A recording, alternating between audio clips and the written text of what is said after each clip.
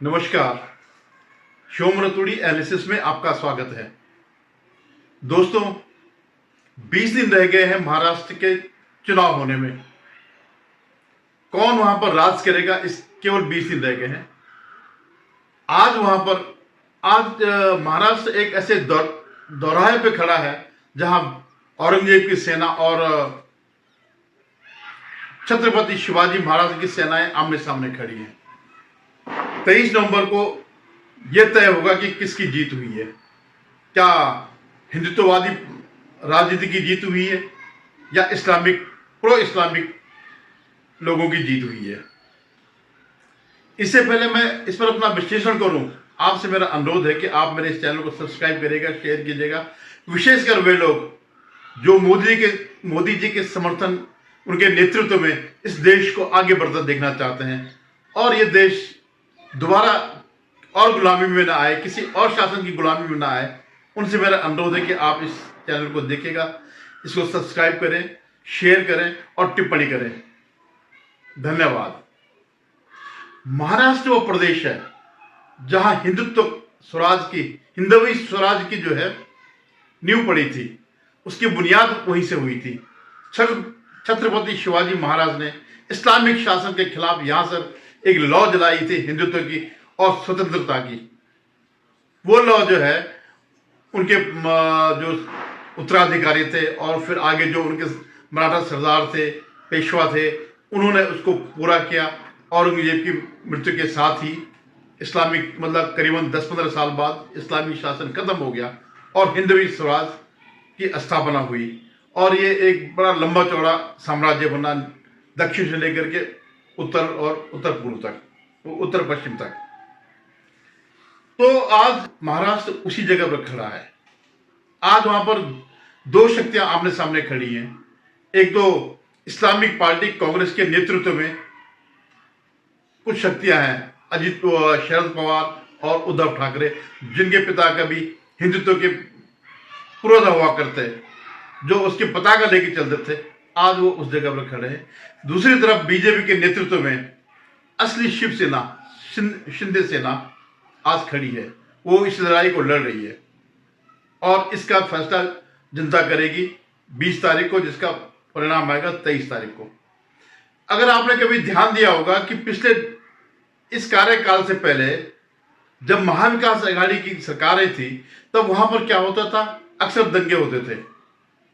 और ये एक प्रवृत्ति जो है पूरे देश में आ रही है कि जब भी आप लोगों की, यानी हिंदुओं की कोई शोभा यात्रा हो, देवी देवताओं की शोभा यात्रा हो, तो उसमें पथराव करना एक अनिवार्य अंग बन गया और इससे बहुत असंतोष होता था। फिर दंगे जैसी स्थिति होती थी, समाज में जो है इसका प्रभाव पड़ता था, आपस में मनमुटाव होता था।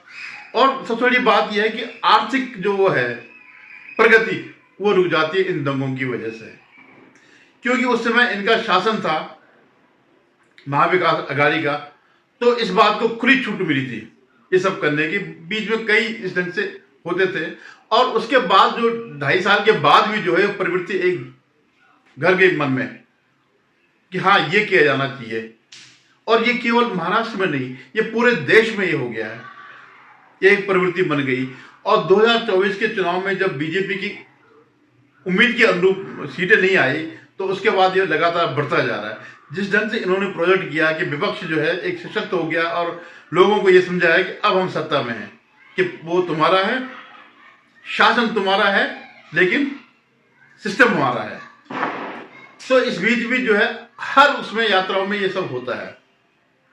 तो एक तो ये कारण है कि जनता में, महाराष्ट्र की जनता जिसने हिंदवी स्वराज की स्थापना की थी, उसके सामने एक चुनौती है इस उससे निपटने के लिए।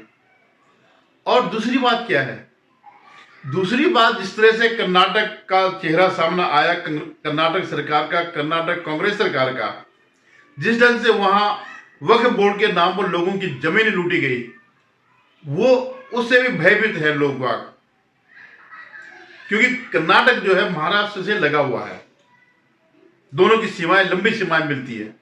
तो वहां जो कुछ वहां होता है उसका प्रभाव यहां जरूर पड़ता है। तो किस तरह वक्फ बोर्ड के नाम पर आपको पता भी नहीं चलेगा और आपकी जमीन जो है वक्फ अपने नाम पे कर लेगी, कभी भी उसको डिक्लेयर कर देगी। उनको कुछ भी वो करने की जरूरत नहीं है, कुछ भी साबित करने की जरूरत नहीं कि हमारे ये जमीन हमारी क्यों है, साबित आपको करना है। तो इस बात का भी बड़ा फर्क पड़ रहा है आम जन पर, जो है जो महाराष्ट्र के लोग हैं, जो किसी उससे एफिलेटेड नहीं है किसी विचारधारा से, लेकिन अपने घर बार के बारे में वो इस बात से एफिलेटेड है। इसके अलावा इस सरकार के जो कांग्रेस की सरकार है, जो कांग्रेस के वादे हैं, वो जिस तरह से उसकी पोल खुल रही है, जैसे कर्नाटक में जो एक शक्ति स्कीम थी, मतलब मुफ्त में जो है महिलाएं यात्रा कर सकती थी सरकारी बसों में, उससे जिस तरह सरकार को लॉस हो रहा है, वही नहीं 4-5 और ऐसे ही जो है वो थी स्कीमें हैं। धीरे धीरे करके इससे क्या है, राज्य खोखला हो रहा है। तो उसमें से सबसे पहले आवाज उठी जो है इस शक्ति स्कीम पर, जो महिलाओं को फ्री बस राइडिंग की स्कीम थी। और अगर आप लोग ज्यादा जानकारी रखते होंगे तो आपको अंदाज होगा कि महाराष्ट्र, बंगलौर या ये कर्नाटक की आर्थिक स्थिति बड़ी खोखली हो रही है, क्योंकि जो गारंटी है उनको पूरे करने में ही पूरा राजस्व खत्म हो रहा है, उतनी आय नहीं हो रही है। ऐसे आपने हिमाचल प्रदेश में देखा होगा। अभी मैं आपको एक वो दिखाता हूं, एक कर्नाटक के बीजेपी के एक वो है केशवन प्रवक्ता, उनका मैं वीडियो दिखाता हूं, किस ढंग से वो बता रहे हैं कि कैसे ये जो खुगली योजनाएं हैं और इन्हीं योजनाओं के भरोसे ये चल रहे हैं। कांग्रेस और उसकी अघाड़ी जो है यहां पे वही करना चाह रहे हैं, उसी तरह जनता को धोखे में रखना चाह रहे हैं।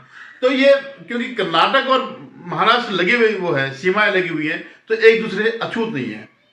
तो जो ये लॉलीपॉप जो दे रहे हैं, जिसकी शुरुआत केजरीवाल ने करी और अब इसने काफी इस पे पकड़ बना दी। अब इनका पास अपने दिखाना कुछ नहीं है दिखाने के लिए कांग्रेस के पास, तो अब वो वही लॉलीपॉप बांटी, वही उन्होंने हिमाचल में किया, वही तेलंगाना में भी किया। अभी तेलंगाना की स्थिति सामने नहीं आई। और जो केजरीवाल ने जो पंजाब में किया और दिल्ली में किया वो तो सबके सामने है। पंजाब की स्थिति बड़ी कंगाल होने वाली है। हाई कोर्टों में चक्कर काट रहे हो, पैसा इनके पास है नहीं, जो पैसा वो इधर उधर किया जा रहा है। ऐसे दिल्ली की स्थिति है। तो आज जो है ये दोनों पार्टियां और विपक्ष इन झूठी गारंटियों पर जो दांव खेल रहा और जिससे इनको सक्सेस मिल रहा, वो खटाखट 8,500 वाला आपने देखे होगा किस तरह उसके बाद जो है लोगों ने मांग करी कि भाई लाओ 8,500। लेकिन इस झूठ के बल पर ये जीत पिछली बार 2024 में इनको बड़ी सफलता मिली, उम्मीद से भी ज्यादा सफलता मिली।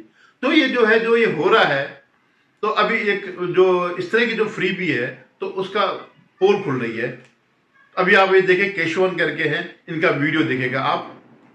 The so-called flagship programs of the Congress-ruled states have turned out to be disastrous failship programs which have wrecked the state economies and sunk them into the depth of financial despair and brink of bankruptcy. The reason for the flawed and reckless policies of the Congress state governments is because they have blindly followed the irrational and absurd khatakat voodoo economics of Rahul Gandhi. The voodoo economics of Rahul Gandhi is responsible for this financial mess, and the voodoo economics of Rahul Gandhi has wrecked the finances of the state Congress state governments and also ruined and cast a doubt over the future of the good people in the respective states. You would see in Himachal Pradesh what happened a few months back. Himachal Pradesh, run by the Congress, is facing economic emergency. They are facing an economic catastrophe, and the state government could not even pay salaries of government employees, and that is the dismal state. And now you have Mr. Kharge's statement where he publicly berated the Deputy Chief Minister for saying that the free bus pass Shakti scheme will be reviewed by the Karnataka government, hinting that it may be dropped. It is very clear from this.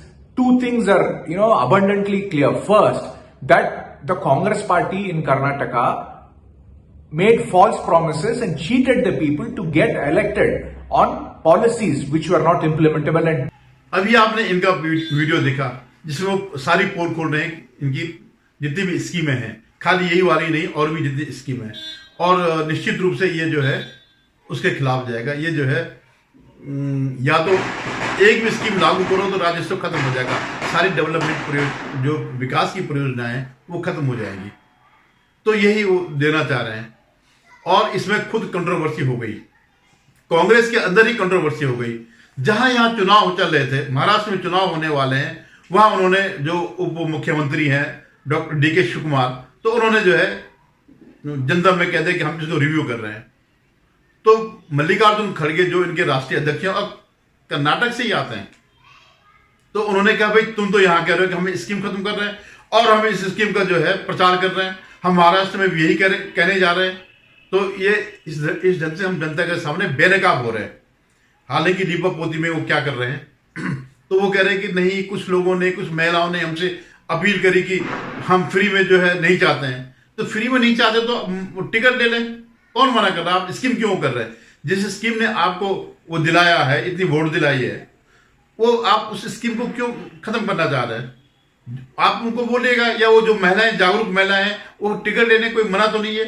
आपने driver conductor को कह सकते हैं, conductor को, कि भाई जो महिला टिकट लेना चाहती है उनको टिकट दे दिया जाए, अगर कोई नहीं लेना चाहता लाभ तो न लिया जाए। लेकिन नहीं, ये सिर्फ लीपापोती है।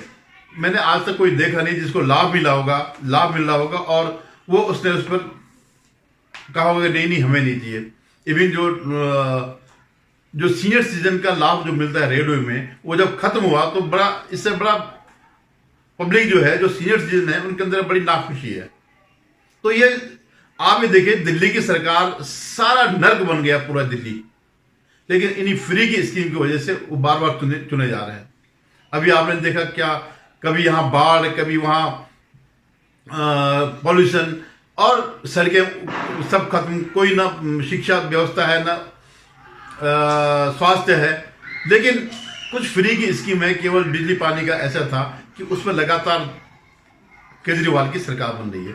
और मुझे पक्का पता है, इतनी बेशर्मी होने के बावजूद, पूरे नंगा होने के बावजूद, जो कुछ वो कहते हैं हमने लंदन बनाया, ये बनाया, पेरिस बनाया और सिंगापुर बनाया, इस सब की पोल खुलने के बावजूद तीसरी बार भी केजरीवाल जीतेंगे, क्योंकि इसमें बड़ी ताकत है। फ्री वाले मामले में बहुत ताकत है। अगर आप ये देखिएगा फ्री की ताकत कितनी होती। कांग्रेस का एक जमाना था सिर्फ दलाली का, उन्हें कुछ नहीं करना पड़ता, लोगों के सौदे वो करना या सरकारी खरीद पर बीच वो बनना है, मीडिएटर बनना है, दलाली करनी और उससे पैसा कमाना है। आज भी उसका, कांग्रेस का बहुत बड़ा परसेंटेज है, मतलब बीजेपी के बाद दूसरे सबसे बड़ी पार्टी कांग्रेस ही है। तो ये फ्री की चीजें ऐसी होती है जिसमें कोई मेहनत नहीं करना पड़े, तो जिसको आमतौर पर छोड़ना नहीं चाहते हैं। लेकिन उन्होंने जो ये कहा, तो इससे जनता के अंदर में, महाराष्ट्र की जनता के अंदर में भी जो भी है इनका वो आएगा, आ गया होगा या आने वाला होगा मैनिफेस्टो। हालांकि कोई मैनिफेस्टो देखता नहीं है, बस 2-4 चीजें सुनता है कि खटाखट हम 8,500 देंगे, उसके बाद आगे कोई ज्यादा नहीं देता है। क्योंकि हर कोई जानता है कि आप मैनिफेस्टो तो हर पार्टी कहती है हम देश को स्वर्ग बना देंगे, लेकिन ऐसा होता नहीं है। मेरा कहां पर लालच है, मेरा कहां पर फायदा, उतना ही देखता, और जब पॉलिटिकल पार्टी सिर्फ उतना ही वो देखती है। तो अभी देखिएगा आप कितनी कंट्रोवर्सी हो गई इन दोनों के बीच। DK शिवकुमार और जो पार्टी के अध्यक्ष है मल्लिकार्जुन खड़गे, उन्होंने तक कह दिया कि यार तुम सब झूठ बोल रहे हो। तो देखिएगा अभी तो झारखंड में भी सारी चीजें चल रही है ऐसे, जैसे महाराष्ट्र में अभी आपस में ही बड़ी मुश्किल से सीट शेयरिंग हुई। अब जाकर के ऐसा कोई प्रभाव पड़ेगा कि किस ढंग से तालमेल होगा, इन 20 दिन के अंदर क्या होता है आप देखते रहिएगा। फिर पुनः निवेदन है कि आप मेरे चैनल को सब्सक्राइब करें। धन्यवाद।